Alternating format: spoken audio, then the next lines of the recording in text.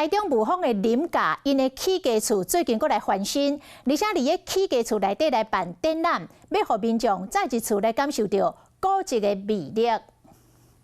厝顶放真侪德国古董，边个蹲真侪稻草，这是雾峰林家上早起的草仔厝，佮叫做起家厝。毋过因为风吹日晒，白堪这思乡，即工请专业的师傅来到现场换草仔。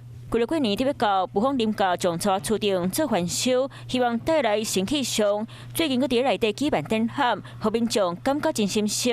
那换草完成之后呢，我们刚好现在有到4月有一个展览，就是林之助那个台湾胶彩画之父哈，在这边做一个展览。那他的作品就是呈现我们在地的比较农村一个生活的一个日常。